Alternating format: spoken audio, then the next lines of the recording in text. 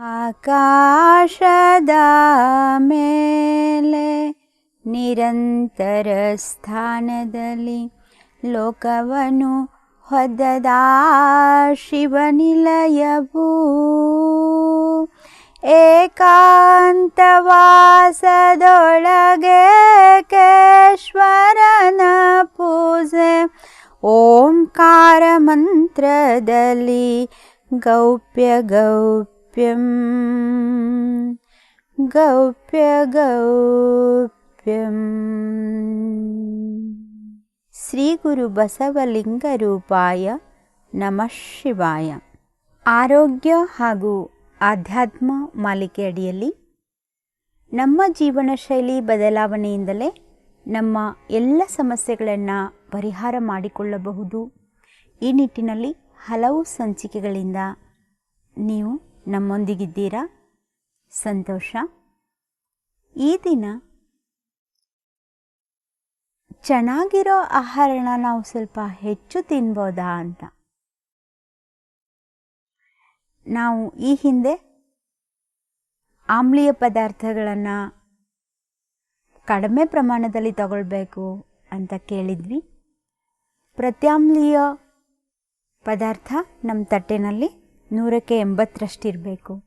ಅದರಿಂದ ನಮ್ಮ ಜೀವಕೋಶಗಳ ಹೋಮಿಯೋಸ್ಟಾಟಿಸ್ ಸಮತೋಲನದಲ್ಲಿರುತ್ತೆ, ಸಂತುಲನವಾಗಿರುತ್ತೆ ಅಂತ ಕೇಳ್ತಾ ಬಂದ್ವಿ. ಆದರೆ ಚೆನ್ನಾಗಿರೋ ಪದಾರ್ಥ ಅದನ್ನು ಸ್ವಲ್ಪ ಹೆಚ್ಚು ತಿಂದರೆ ಏನಾಗುತ್ತೆ ಹಾಗೆ ಪ್ರಶ್ನೆ ಬರಬಹುದು.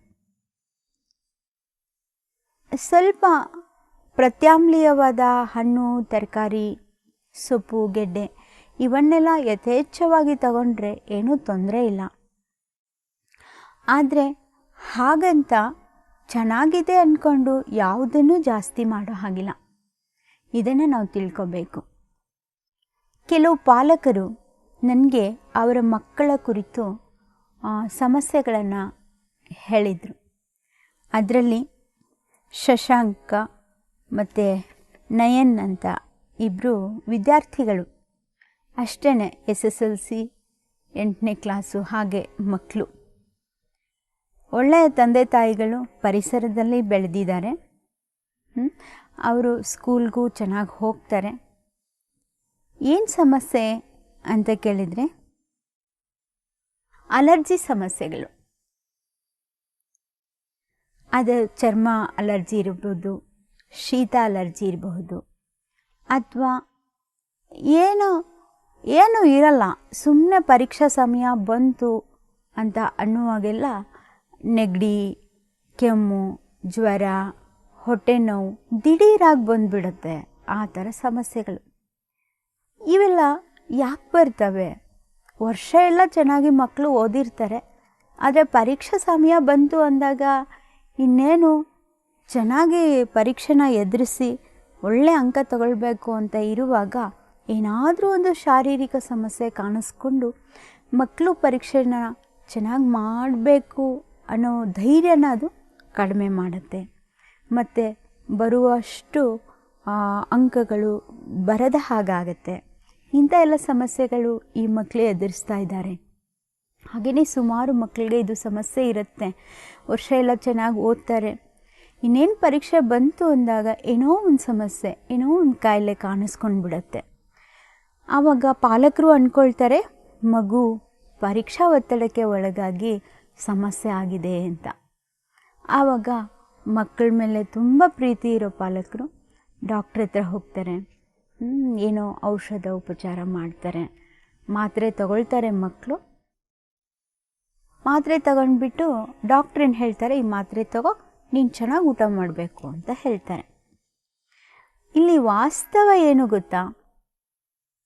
ಏನಾಗಿರುತ್ತೆ, ಅಕಸ್ಮಾತ್ ಮಾತ್ರೆ ತಗೊಂಡು ಇವರು ಚೆನ್ನಾಗಿ ಊಟ ಮಾಡಿಲ್ಲ ಅಂತಂದರೆ ಏನಾಗುತ್ತೆ ಅಂತಂದರೆ ಆ ಮಾತ್ರೆ ಇವರ ರಕ್ತವನ್ನೇ ಕಬಳಿಸಿ ಹಾಕತ್ತೆ ಅಂತ.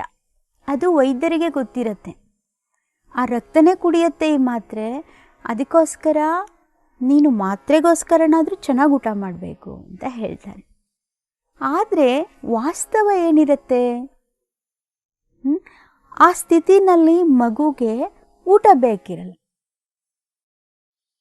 ಯಾಕೆ ಪರೀಕ್ಷಾ ಸಮಯದಲ್ಲಿ ತಲೆನೋವು ಬಂದಿರುತ್ತೆ, ವಾಂತಿ ಭೇದಿ ಆಗ್ತಿರುತ್ತೆ, ಜ್ವರ ಕೆಮ್ಮು ನೆಗಡಿ ಬಂದಿರುತ್ತೆ, ಅಥವಾ ಏನಾದರೂ ಅಲರ್ಜಿ ಕಾಣಿಸ್ಕೊಳ್ಳುತ್ತೆ, ಸುಸ್ತು ಆಯಾಸ ಆಗಿರುತ್ತೆ. ಅವ್ರಿಗೆ ಚೆನ್ನಾಗೇ ಓದಿರ್ತಾರೆ ಅಂದಮೇಲೆ ಪರೀಕ್ಷಾ ಭಯ ಅಂತ ಹೇಳೋಕ್ಕಾಗಲ್ಲ. ಇರ್ಬೋದು, ಅದು ಆರೋಗ್ಯಕರ ಒತ್ತಡ ಇರುತ್ತೆ. ಬಿಟ್ಟರೆ ಈ ಥರ ಅವರು ಸುಸ್ತು ಸಂಕಟಕ್ಕೆ ಒಳಗಾಗುವ ರೀತಿಯಲ್ಲಿ ಅಥವಾ ಆರೋಗ್ಯ ಕೆಡಿಸ್ಕೊಳ್ಳೋ ರೀತಿಯಲ್ಲಿ ಆ ಪರೀಕ್ಷಾ ಒತ್ತಡ ಇರೋದಿಲ್ಲ. ಅವರಿಗಿರೋ ಒತ್ತಡವೇ ಬೇರೆ. ಅದೇನು ಅಂತ ಸ್ವಲ್ಪ ಶೋಧ ಮಾಡಿದರೆ ನಮಗೆ ಡಾಕ್ಟ್ರು ಹೇಳೋದು ಎಷ್ಟು ಸೂಕ್ತ, ಚೆನ್ನಾಗಿ ಊಟ ಮಾಡೋ ಅನ್ನೋ ಸಲಹೆ ಇದೆಯಲ್ಲ, ಅದನ್ನು ಸ್ವಲ್ಪ ಪರಿಶೀಲನೆ ಮಾಡಬೇಕಾಗಿದೆ ನನಗೆ. ಏನಾಗುತ್ತೆ ಗೊತ್ತಾ, ನೈಸರ್ಗಿಕವಾಗಿ ಮಕ್ಕಳು ಊಟ ಮಾಡ್ತಾರೆ, ನಿದ್ದೆ ಮಾಡ್ತಾರೆ, ಶಾಲೆಗೆ ಹೋಗ್ತಾರೆ, ಏನು ಹೋಮ್ವರ್ಕ್ ಇರುತ್ತೆ ಮಾಡ್ತಾರೆ, ಓದ್ತಾರೆ, ಬರೀತಾರೆ, ಸಣ್ಣ ಪುಟ್ಟ ಯೂನಿಟ್ ಟೆಸ್ಟ್ಗಳನ್ನು ಅಟೆಂಡ್ ಮಾಡ್ತಾರೆ.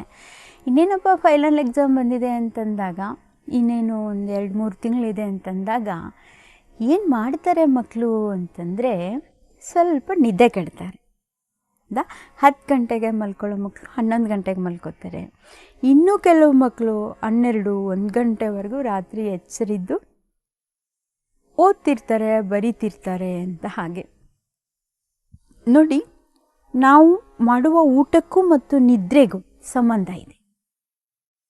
ನಾವು ಹೊಟ್ಟೆ ತುಂಬ ಊಟ ಮಾಡಿದರೆ ಕಣ್ತುಂಬ ನಿದ್ದೆ ಬರುತ್ತೆ, ಮತ್ತು ಮಾಡಬೇಕು ಕೂಡ. ಹೊಟ್ಟೆ ತುಂಬ ಊಟ ಮಾಡಿ ನಿದ್ರೆ ಕಡಿಮೆ ಮಾಡಿದರೆ ಅದು ಜೀರ್ಣ ಆಗಲ್ಲ. ಹೌದಾ? ಅದಕ್ಕೆ ವಿದ್ಯಾರ್ಥಿಗಳಿಗೆ ನಮ್ಮ ಯೋಗಮಯ ಜೀವನ ಒಂದು ಅನುಶಾಸನವನ್ನು ಹೇಳುತ್ತೆ. ಅದು ಕೂಡ ಆಕಾಶ ಸೇವನೆಯಲ್ಲೇ ಬರುತ್ತೆ. ಅದೇನು ಅಂತಂದರೆ, ಮಕ್ಕಳೇ, ನೀವು ಊಟ ಮಾಡಿ, ಆದರೆ ಇನ್ನೂ ಬೇಕು ಅನ್ನುವಾಗ ಒಂದು ತುತ್ತು ಕಡಿಮೆ ಮಾಡಿ ಅಷ್ಟೇ.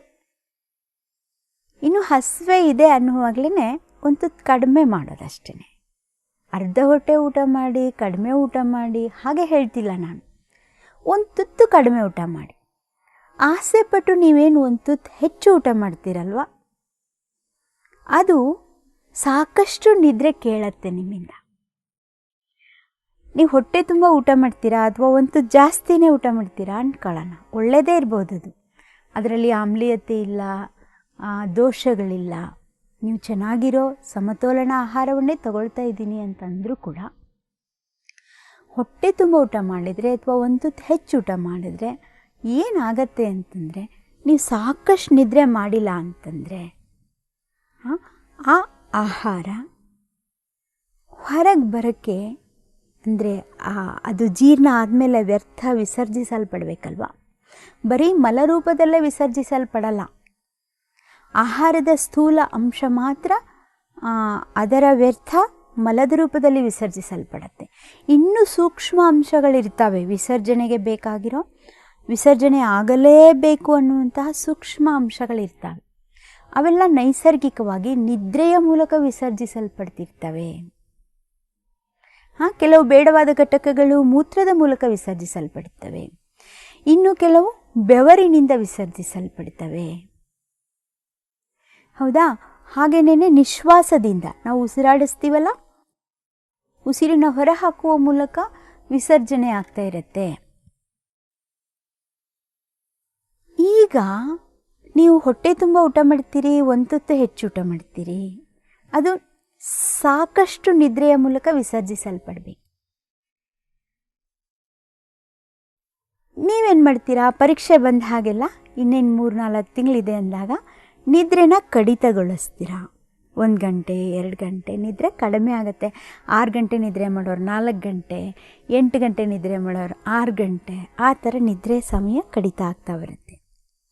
ಆವಾಗ ನೀವು ಹೊಟ್ಟೆ ತುಂಬ ಊಟ ಮಾಡ್ಕೊಂಡಿದ್ರೆ ಅದನ್ನು ಹೊರಗೆ ಹಾಕೋಕ್ಕೆ ದಾರಿ ಬೇಕಲ್ವಾ? ನೈಸರ್ಗಿಕ ದಾರಿನ ನೀವೀಗ ಕ್ಲೋಸ್ ಮಾಡಿದ್ದೀರಾ. ನಿದ್ರೆ ನೈಸರ್ಗಿಕ ದಾರಿ, ಅದನ್ನು ಬಂದ್ ಮಾಡಿದ್ದೀರಾ. ಈಗ ಶರೀರ ಮತ್ತೆ ಬೇರೆ ದಾರಿಯನ್ನು ಕಂಡ್ಕೋಬೇಕು, ಅನೈಸರ್ಗಿಕ ದಾರಿಯನ್ನು ಕಂಡ್ಕೋಬೇಕು.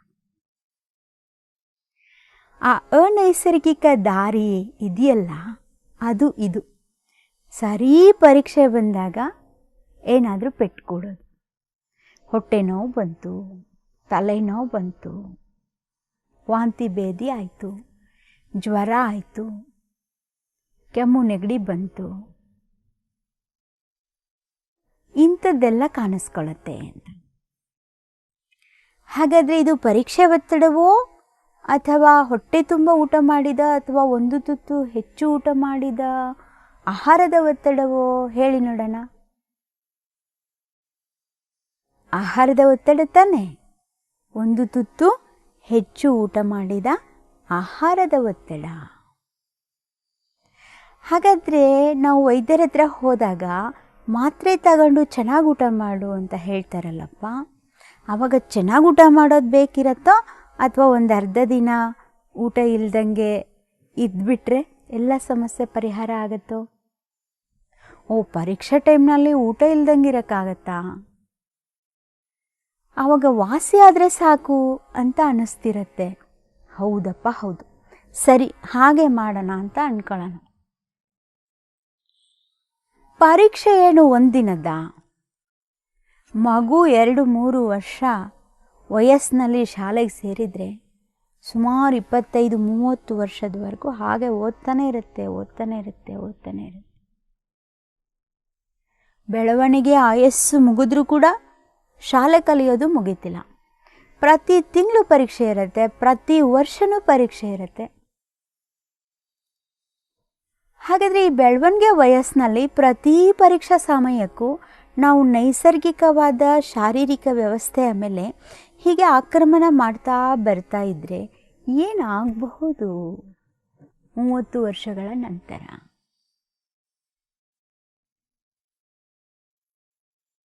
ಅದೇ ಅಲರ್ಜಿಗಳು.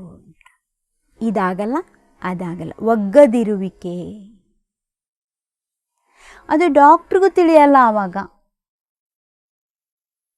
ಮತ್ತು ನಮ್ಮ ಬ್ಯುಸಿ ಶೆಡ್ಯೂಲ್ನಲ್ಲಿ, ತುಂಬ ಗಡಿಬಿಡಿಯ ಜೀವನದಲ್ಲಿ ನಮಗೆ ಕೂತ್ಕೊಂಡು ವಿಚಾರ ಮಾಡೋದಕ್ಕೂ ವ್ಯವಧಾನ ಇರೋದಿಲ್ಲ.